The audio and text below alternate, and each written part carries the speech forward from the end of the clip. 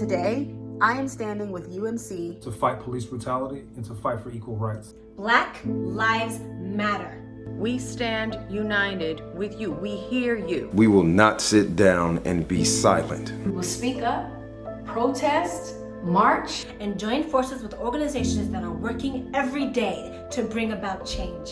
We hope that you will join us in donating to a cause that you believe in. We're listening and we're standing right alongside you. Let's do this together.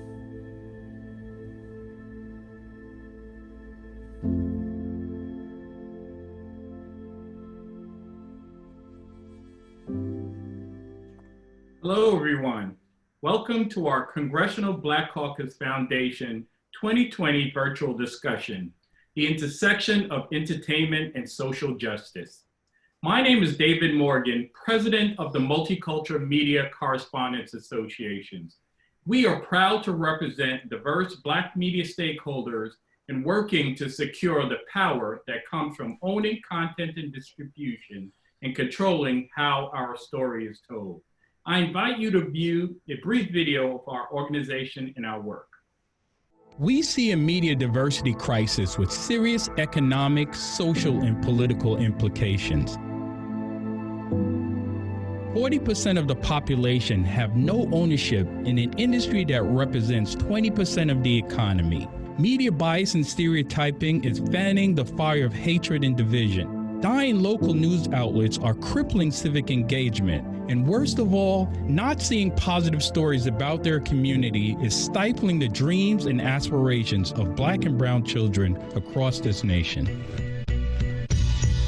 We hosted the inaugural Multicultural Media Correspondence Dinner to ignite a call to action to move the needle on media diversity. We don't just tell colored stories. We tell stories in color. During the dinner, we honored multicultural media luminaries who all shared their struggles and highlighted the need for increased media diversity. It takes money, it takes capital. It has to be multicultural. It has to be people coming together. There's no way to create that cultural change without the authentic voices. Stories of multicultural people have tremendous value. In order to harness and sustain the energy and power of the MMCD, we formed the Multicultural Media Correspondence Association, and it quickly became a powerful platform. MMCA serves as a trusted bridge and convener, enabling difficult, solutions-focused conversations in a common ground environment. It serves as a vehicle to provide thought leadership. It effectively influences and communicates policy developments.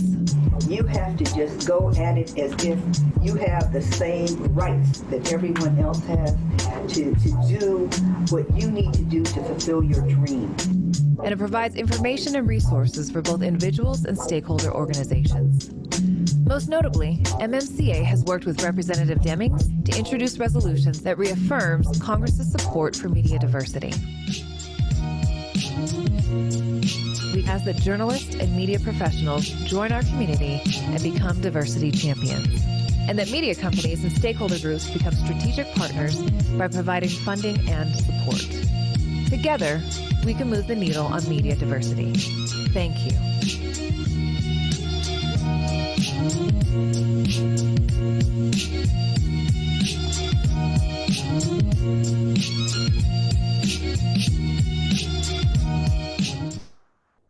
Today, I have the distinct honor of introducing our honorary co-hosts, Congresswoman Val Demings and Congressman Hakeem Jeffries. But first, I would like to thank our board and our many partners for their guidance and support. I also want to thank our corporate partners for this event, QUIBI, Verizon Media, and SpringHill Entertainment. Now to our two House impeachment managers who need no introduction. Congresswoman Val Demings is a member of the House Judiciary, Homeland Security, and Intelligence Committee. She was also on the VP shortlist, Yes, the Truth. Congressman Hakeem Jeffries is a member of the House Judiciary and Budget Committee. He's also chair of the House Democratic Caucus. We could not be more pleased to pledge our support for their leadership. Thank you both. Well, thank you, David, and welcome everyone. You know, it's impossible to talk about children without thinking about our very own childhoods. I grew up in a rural part of Florida. I'm the youngest of 7 children. My mother was a maid and my father a janitor. I know firsthand what it feels like to believe that you aren't the right color, that maybe you're the wrong gender, live in the wrong area of town, that you don't have enough money, and certainly don't have enough opportunities. But there was always someone in my life, a parent, a teacher, a coach, who made all the difference in the world, who helped me to see past my present circumstances into a future full of possibilities and potential. America's children are our children, and they are our most precious resource. We cannot have a future without them. Every child deserves to be safe, healthy, and nurtured, to have a fighting chance to see their dreams come true. And in order to do so, they must have a good education. Believe me, education is the key. In a moment, we will watch a clip from the documentary, I Promise, and hear from some people who have stepped up and are making a difference in the lives of America's children every day. Get ready for this powerful discussion. But before we get to our panel, we will hear from my friend and colleague, the chair of the Democratic Caucus from the great state of New York, Congressman Hakeem Jeffries. Well, thank you very much to my good friend and colleague, Val Demings, fellow House Impeachment Manager, Congresswoman extraordinaire. It's always great to partner with you and to David and to all of the distinguished panelists and hosts. We thank you for your effort in bringing this panel and this important discussion to the American people as part of the Congressional Black Caucus Foundation virtual convention, ALC 2020. These are very challenging times as we deal with the systemic racism that has been in the soil of America for 401 years, from slavery to Jim Crow through institutional discrimination into mass incarceration alongside the epidemic of police violence. We've come a long way in America. We still have a long way to go. And it is an all hands on deck moment as it relates to government at the local, state, and federal level, but also as it relates to an all of America moment. And in that regard, our journey has always been bolstered by the active engagement of artists, athletes, and entertainers to advance the cause of social, racial, and economic justice across every possible field, including education.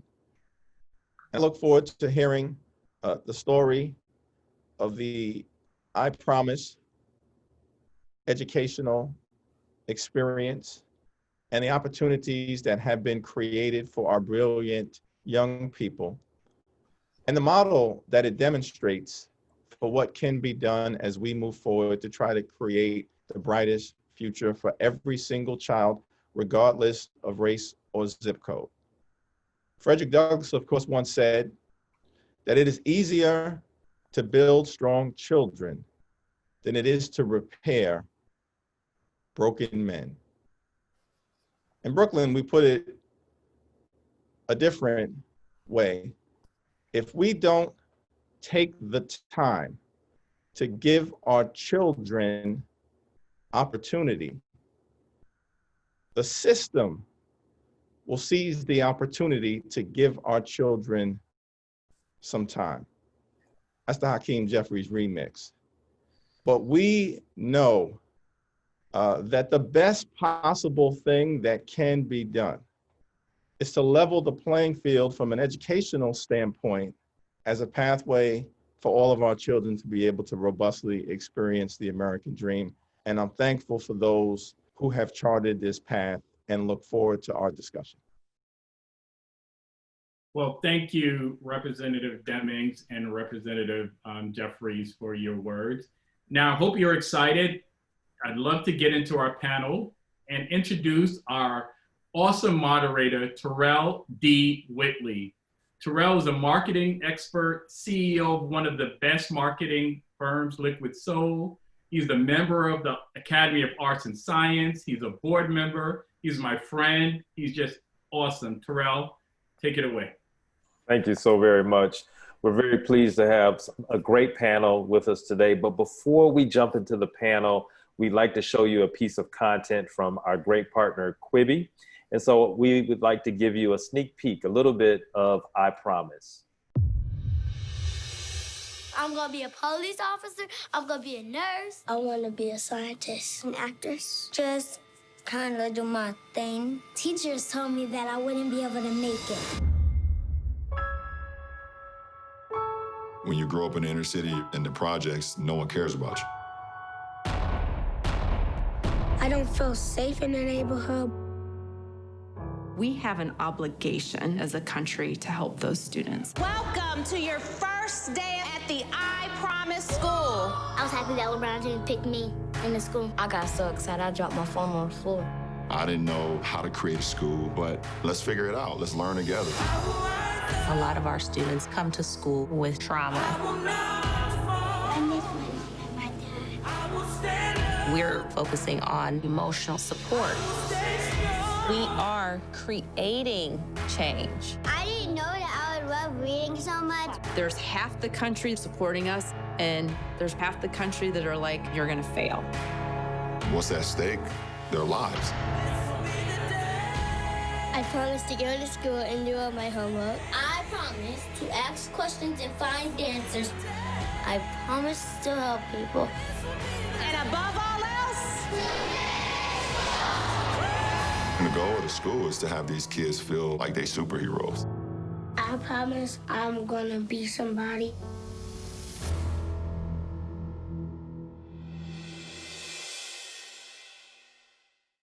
Wow, how powerful. I'm pleased today to have a great panel that helped deliver I Promise. And I want to start with Jamal Henderson. He's the Chief Content Officer of the SpringHill Company. Jamal, where he oversees the development, production of original content for television, film, and audio. Thank you, Jamal, for being with us. We also have Gina Robertson. She's the head of documentaries at QUIBI. Jahan is an Emmy-nominated independent producer and executive with extensive experience in finance, development, and production of documentary series and feature films. Thank you, Jahan, for being with us. And then finally, we have Ramses Jean-Louis, who is the Global Head of Diversity and Inclusion for Verizon Media. He is responsible for the strategic outreach and external relations, stakeholder engagement, and philanthropy efforts related to Verizon Media's global diversity and inclusion efforts. Thank you so much, Ramses, for being with us today. I want to really jump into this conversation and round it out and really make sure we get a chance to dive deep into this particular concern and the thought of social impact around education. And I'm going to start with you, Jamal. As I watched this series, there was a telling statistic that came out, which was a kid drops out of school every 26 seconds. This is deafening. It's a deafening stat that shines a huge light on the horrible social problem in our communities. And I believe that instilling strong self-esteem in children seems to be at the heart of I Promise. What other elements of the school do you think really set it apart to change the lives of those that are challenged, especially those children, to help fight that statistic of them dropping out of school? Yeah, well, thank you, Tirrell. I think, with LeBron growing up the way he did, with a single parent household and missing 80 days of school in third grade, I Promise is really a counter to all that, right? It's a public school, and you know, really the model is predicated on everything that he wishes would have been there for him, right? And so now we have a means to do that. And we had the fortune to tell that story through the partnership with Jahan. Every day they wake up with what's called the I Promise Circle. And in the film, you'll see that. And it's, you know, it's meditative. It's a way for the kids to sort of start their day in a grounded way. There's also support with the total family. There's support for all the people in the family, right? So we know that the child goes home and you might be able to do the best thing in the classroom, but the child goes home to their other trauma that we can't foresee. And nowadays, obviously in this time, we see exactly how important teachers are, right? In the realest way. And so I Promise School is a model that really tries to take care of the total child. It takes a village. And so that's what we're doing, you know, at the LJFF Foundation. They figured out a way to really embrace the whole family, right? So whether mom wants to get a GED, the kid obviously wants to have school, you know, go to school, longer days, longer school days, and really partnering with Akron Public Schools to really do the best partnership there to sort of really extend the protection on the kid, which I think you called out well, and to protect against that dropout rate, because we see that in third grade is kind of the last sort of entry point where we can mitigate that, right? There's a certain track that happens after third and fourth grade, unfortunately for our kids. And so, you know, the beauty of the school is that it can get in and impact hopefully those lives at third and fourth grade. It's outstanding. You know, Jamal, you really hit on something that's really personal to me, and I'm seeing it firsthand, which is parents now having to really step into that role of pseudo teacher. And I'm on so many Zoom calls now where someone will press pause and say, give me a minute, I need to go help with a vocabulary word, or my child has a test. And I think people are being pulled in different directions and understanding the importance of not just education, but our teachers. You know, for me as a parent, I'm also concerned with the emotional impacts that our children are experiencing during these hard times. I believe that the images, the social media, the videos, all of these things are being consumed at such a rapid rate, and they have deep impacts on people's feelings and emotions, especially our children. QUIBI seems to really have a great balance of the type of narratives and stories that they share with audiences. Jahan is the head of documentaries at QUIBI. Tell us your perspective on storytelling and how you think positive images can impact the hearts and minds of viewers, especially young viewers. Thank you, Tirrell. Thanks for having me. You know, as you mentioned, I've been working in documentaries for a long time, and the power of documentary filmmaking to me is really about creating human connection, emotional empathy to place a person, a story, an issue that you wouldn't have otherwise been exposed. And I think that presenting stories that tell, you know, positive reflections of the world that we live in, to let the person know on the other side of the screen that they're seen in some way, is extremely important. So everything we approach in our storytelling in QUIBI is driven by that, is driven by characters, people, story, and as a means to find connection. Let me talk a little bit about going a little bit further into education. And it really has taken a twist and turn with COVID-19. And I believe there are, you know, really a high respect, as we mentioned, for teachers. Jamal, tell us about more of, you know, what really inspired LeBron as it relates to I Promise. I mean, this is a big undertaking for an athlete to use his personal platform to do something really significant. And as you mentioned, it's with public schools, not private schools. So just talk a little bit about his inspiration. And there's some things that we see even during the playoffs that LeBron has been very, very vocal about his thoughts and his actions as it relates to social change. Yeah, well, look, I've been working with LeBron for the last 6 years, and had the pleasure to work with LeBron and Maverick and run the studio business for them. And I would tell you that the first 10 years of his career, he was very focused on a lot of the same issues, but this is really the magnum opus, right? This school, and I think it's the really, you know, it's the journey from doing kind of like a lot of things as a global ambassador with big organizations to really focusing on, all right, where can I have impact? And where he could have impact is a place like Akron, Ohio. And someone like him can put all his resources into one thing. And if we can prove that model, then we can obviously take that and export it. And that was the goal with I Promise, because there was an after school program that began this, and this I Promise after school program that was, again, really supporting the families and the kids that need it, that LeBron personally relates to. And now it's evolved into a school and a partnership with the University of Akron and a partnership with Akron Public Schools. So it really comes from a genuine place.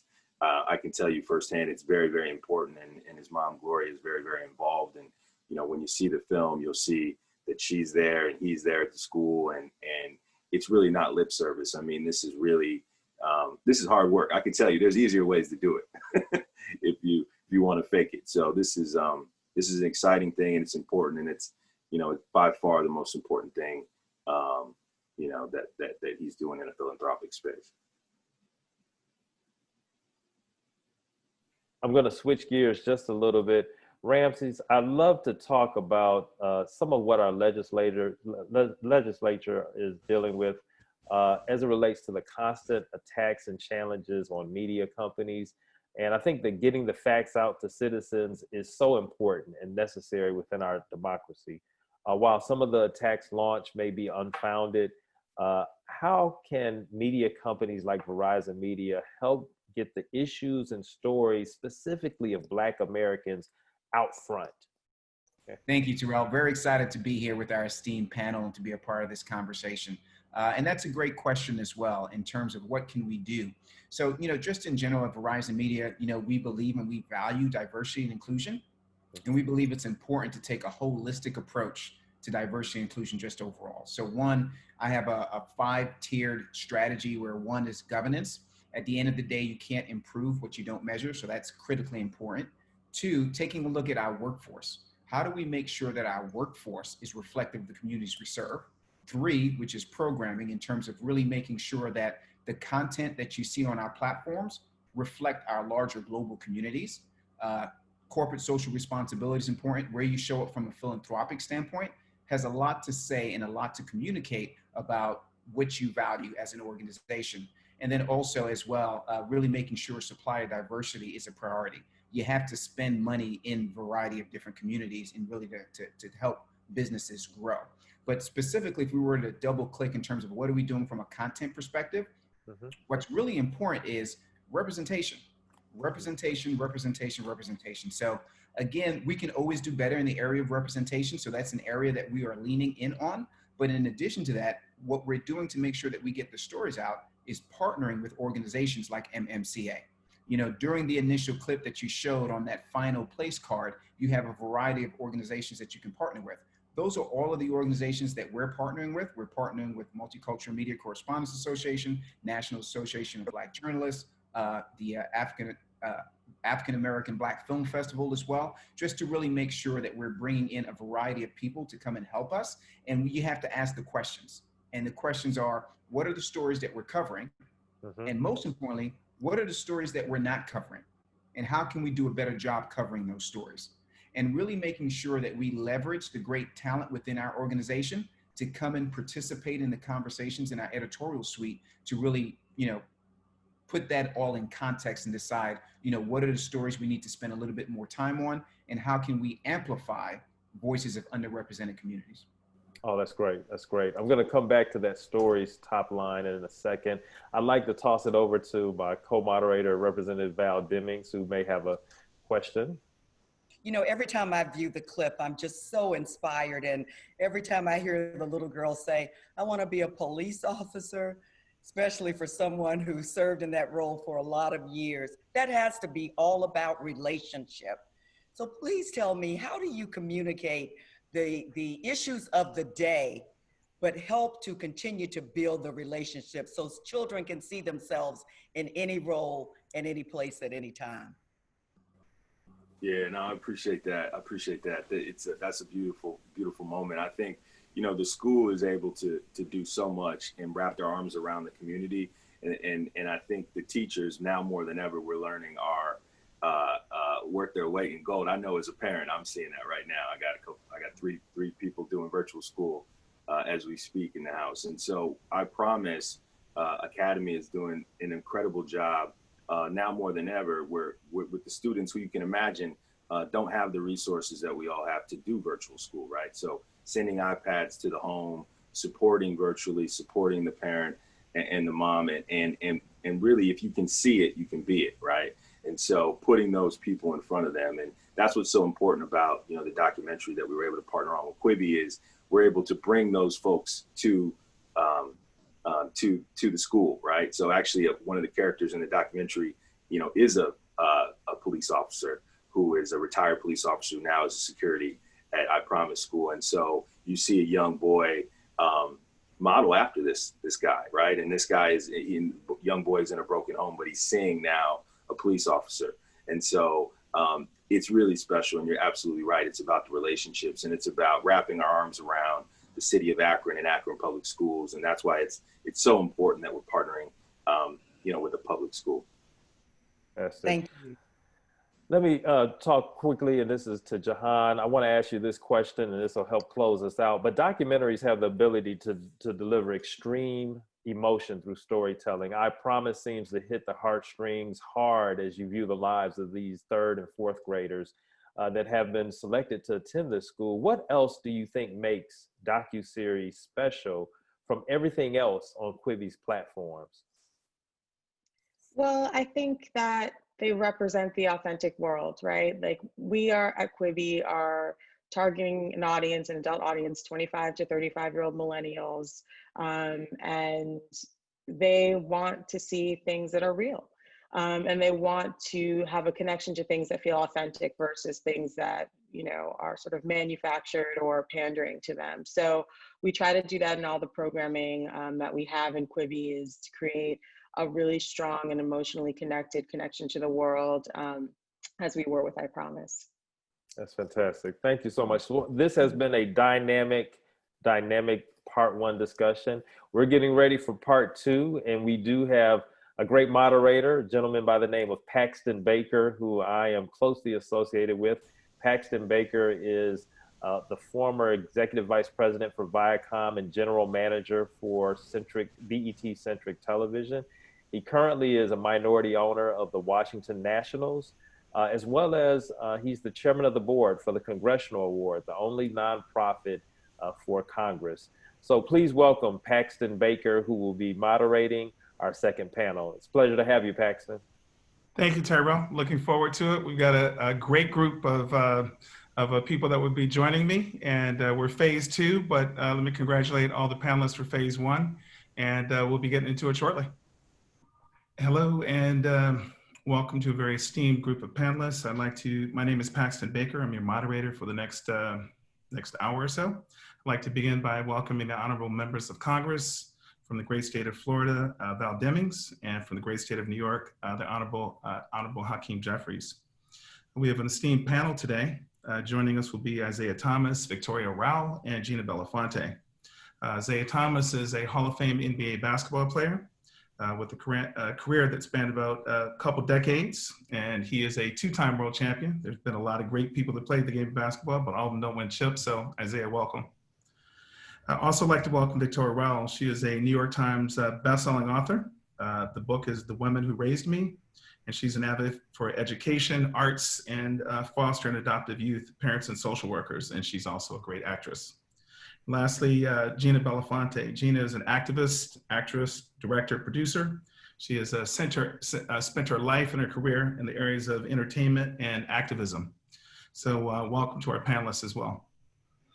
There we go. All right, lovely. So I'd like to start with Isaiah. It's been said that nobody has more power than the athlete, and that the use of that power has been controversial. We've seen it many times with Colin Kaepernick, Prior to that, a number of times, Muhammad Ali, of course, in the 1968 Mexico Games as well. And recently with LeBron James, who's been extremely active in the NBA. So Isaiah, how do you think that athletes should be using their platform for social justice? I think athletes have always used their platform for social justice and equality in America. And the reason why we've had the platform to use is because the media actually gives us a voice, and we're able to express that voice through the media, which actually comes to the arenas, and whether it be through music, whether it be through arts or sports, this is where we have found the gaps in the system, so to speak, that allows us to have voice for the voiceless in our communities. And it has always been that when the champion, whether he or she or the entertainer has had the mic, he, she, the champion always spoke for the voiceless in our communities and gave voice to what was going on in our communities. And the athletes of today are lending their voice and speaking for what's happening inside our community, who are brothers and sisters, nieces and nephews. Although you see us in uniform, or although you may see us on the screen, we are still citizens of the United States, and we still have brothers, nieces, nephews, and we are family members first, husbands, sons, daughters, and then we put on the uniform, and then we get to really speak our piece for that 2-minute soundbite where we can really talk about what's going on in our community, but not give it a full-throated voice as what we're seeing happening today by others joining the voiceless coming from our community and adding a loud microphone or a loud megaphone to what's happening out in our community and out in the streets today. So the athletes have definitely used their platform, I think in a very meaningful and a strategic way, in a very persistent way over the years. Thank you. Thank you. Gina, you come from a very well-heeled history and a family that's worked hard in the social justice space for decades. I should mention that your father is my mentor and my adopted father as well, Harry Belafonte. And I know you've been extremely active. I'm physically aware of that over the years. If you would kind of shed some light on social activism, and in particular now, your history with getting out the vote and the importance of it. Absolutely. Thank you, first of all, so much for having me here on this panel. I would like to acknowledge the ancestors and those who came before us, who paved a way for us to be here today. I also would like to acknowledge that I'm currently sitting on stolen Tongva land here in Los Angeles, California. I think we need to be always mindful that we live and breathe and walk each day on sacred ground and sacred burial grounds in some cases. There's so much to say. This is such a great topic. I'm so glad this conversation is happening. And I just wanted to, before I answer your question, just say that, athletes, many athletes, as we know today, are Black and brown people. And Black and brown bodies are a commodity. And in sports, Black and brown bodies are political just because they exist. And in the last several years, this uptick of the assault on Black bodies, it's really beautiful to see how the entertainment community and the athletic community has really stepped up to say enough is enough and to put their careers on the line, which historically my father did and many others throughout history, to shine a light on the issues and the problems. Around 6 years ago, we founded an organization called sankofa.org, where we work with artists, athletes, entertainers in partnership with grassroots organizations. And currently we're really creating a huge effort in getting out the vote and using art as a tool to educate folks on the importance of the vote and why their voice matters and how they can use their voice as their vote. And we have several voting videos that we're releasing that are coming out with many notables. If you see it, you'll recognize many people that are in there.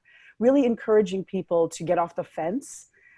This is a very critical election we have coming up, but I will say that all elections are critical.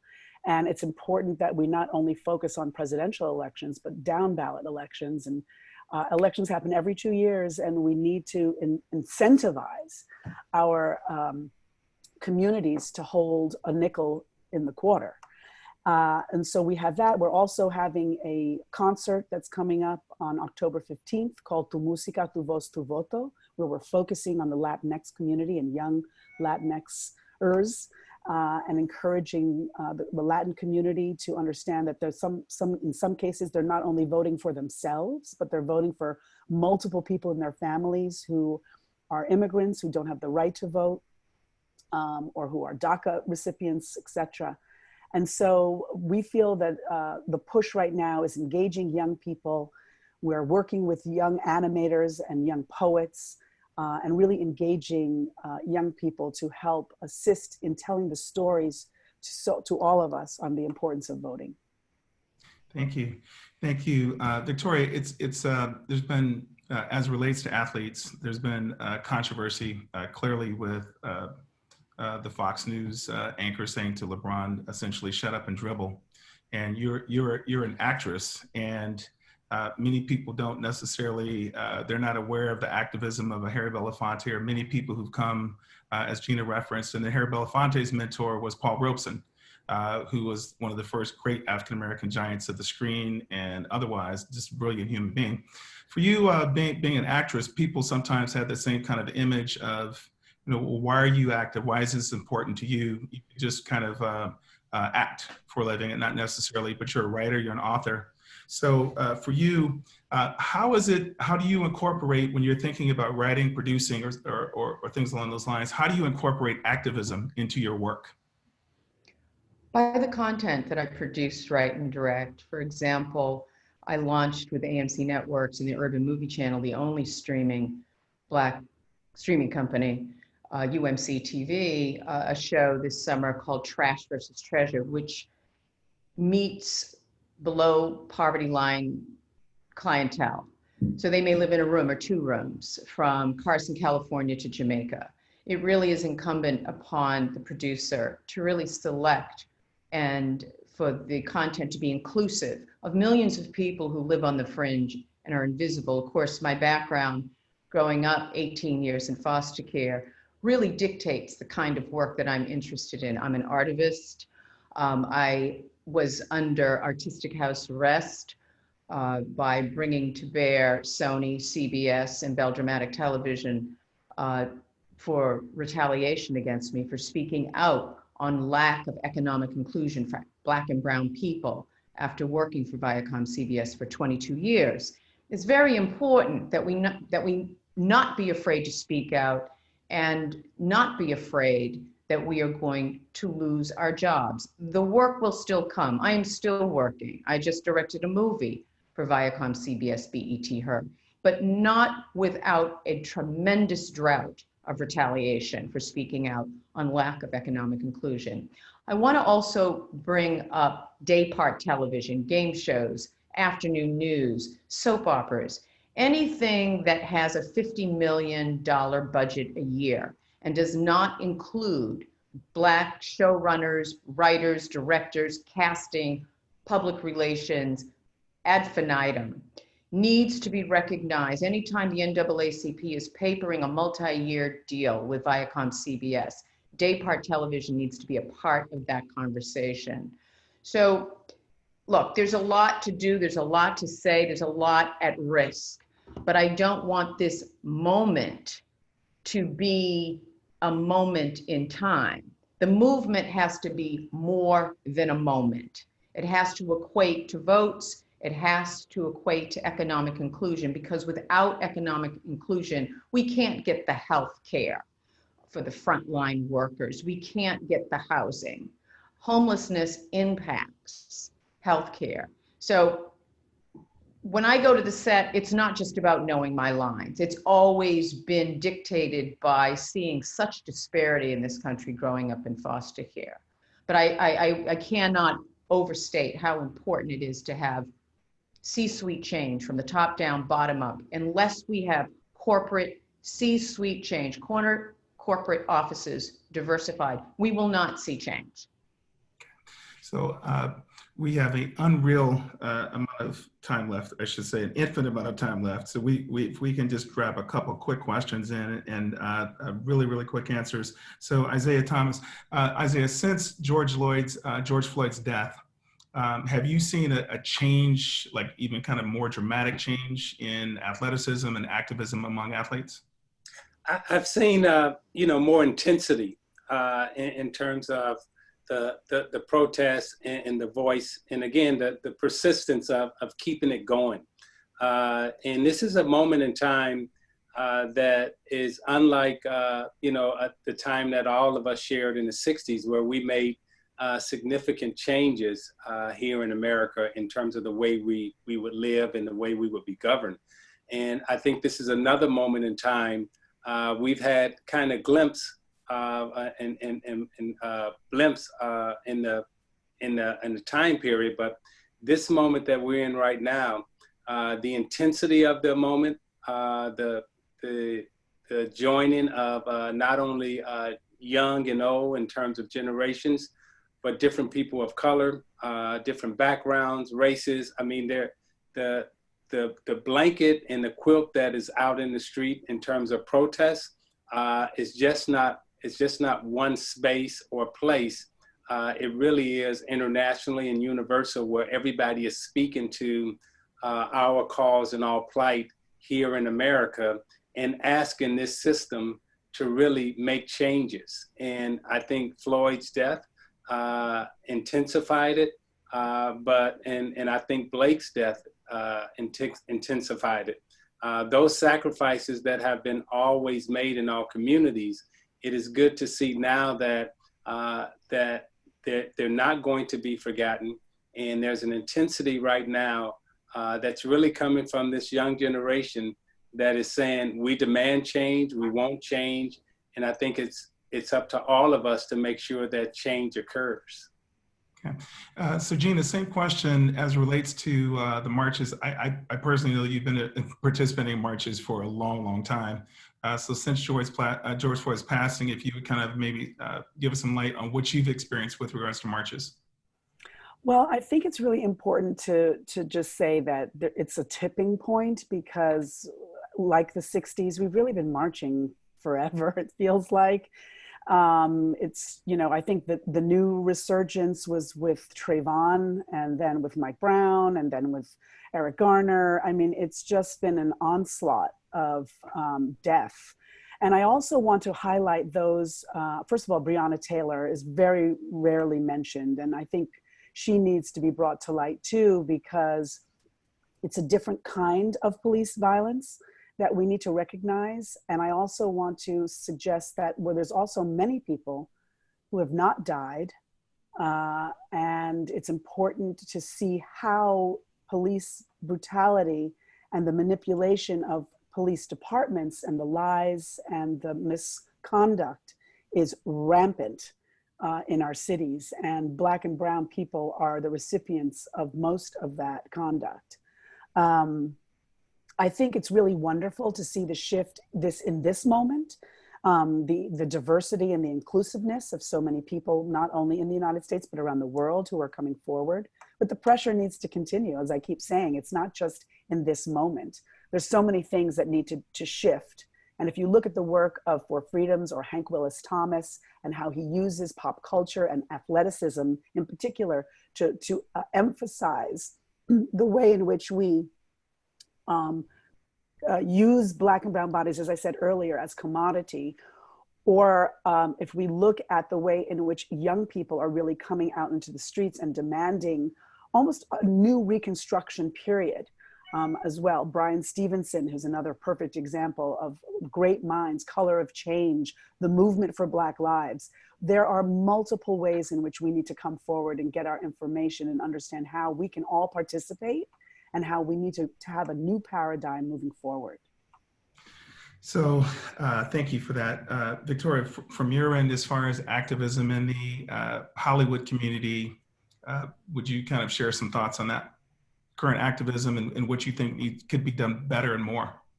Well, I really appreciate the community. Just to piggyback what Gina was saying, and Gina, you know, I remember we were at the Beacon Theater for Louis Peltier, but we've been out there for a minute, and I appreciate the community coming out, the entertainment community, not only the actors, Michael B. Jordan joining Color of Change. We need to see more actors and producers, directors, writers, etc., being on these boards, really knowing where the bodies are buried, where the deficits are. It's fine to get a paper deal. Again, the movement can't be a moment. Invite us to the table. Yes, we have to be on the streets and straight down it. I appreciate everyone passing out waters and granola bars. We need all of the people on the sidelines as well. But we need us to be in the board room, not just one of us. Don't pat your back because you have one Black or brown person on the board.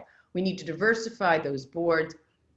We know what the deficit is. We know who to hire in the positions to bring about economic and diverse change. And until we're a part of the conversation, it really won't change. But we are doing all that we can right now, as you well know, in the marches, not letting up, bringing the pressure, and also bringing content that really, especially in mental health, and a shout out to BET Her and Larissa Bates for bringing about programming around mental health in our community. Trauma causes mental illness. Racism is a mental illness.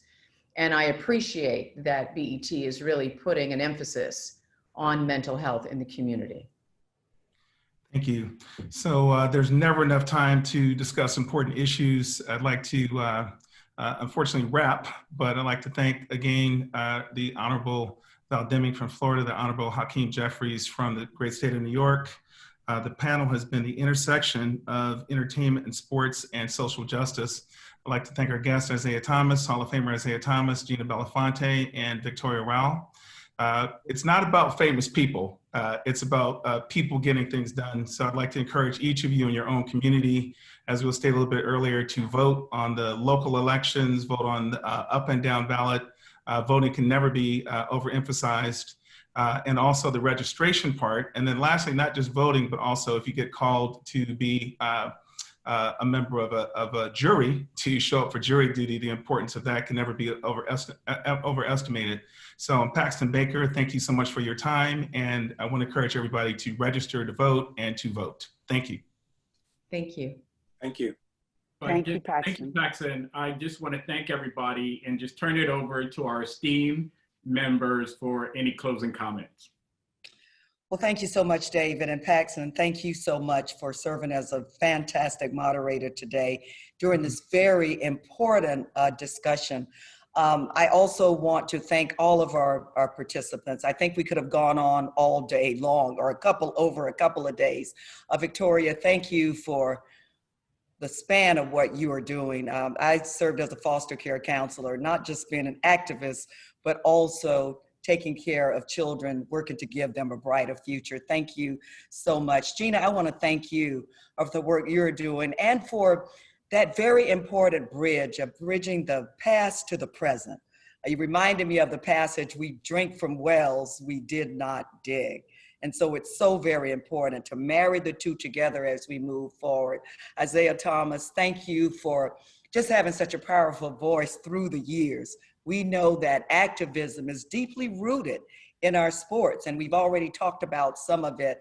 Muhammad Ali protesting Vietnam. We've talked about Jackie Robinson breaking the color barrier line, and we know what important role Kaepernick kneeling, and we know the important role that athletes have played and continue to play today. In Congress, I know that Hakeem Jeffries and I are committed, as well as the other colleagues, admitted to working hard for justice, equality, and opportunity. I do believe that we can meet this moment. And I want to thank you again for the amazing roles that you play in helping us all do that. So thank you all, and God bless you. Thank you. Thank you, Paxton, for moderating this very important, critical discussion. Thank you, Victoria and Gina and Isaiah, for your participation, your leadership, your advocacy, your heart, your soul, your intellect, your spirit, all that you are doing to advance the cause of social, racial, and economic justice. These certainly are challenging times. I think the twin pillars of our democracy, as was discussed during this panel, are protest and activism.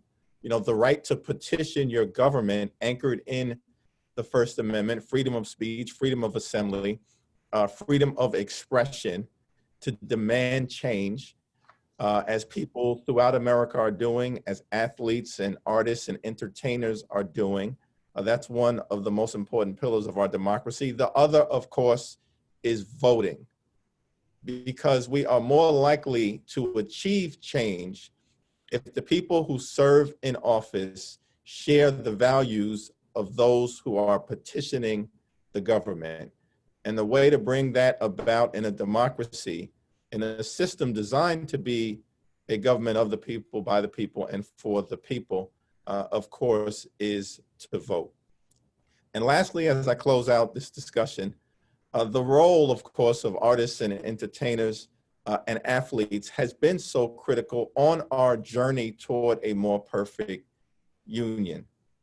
Change was brought about in the 1960s, and of course, there was the March on Washington as a precursor to some of the actions that were taken by the Congress. Prior to the March on Washington, there was the boycott in Montgomery, spearheaded, of course, by the courageousness of Rosa Parks. She sat down so the rest of us could stand up. Prior to that, there was Thurgood Marshall before the Supreme Court yielding Brown v. Board of Education, striking a blow against institutionalized discrimination. But prior to that, in 1947, here in Brooklyn, there was Jackie Robinson breaking the color barrier in America's pastime. The role of the artist, the athlete, and the entertainer has always been significant and will continue to be so as we try to bring about in America truly with liberty and justice for all. Thank you for all that you do, and we look forward to continuing this journey toward justice together.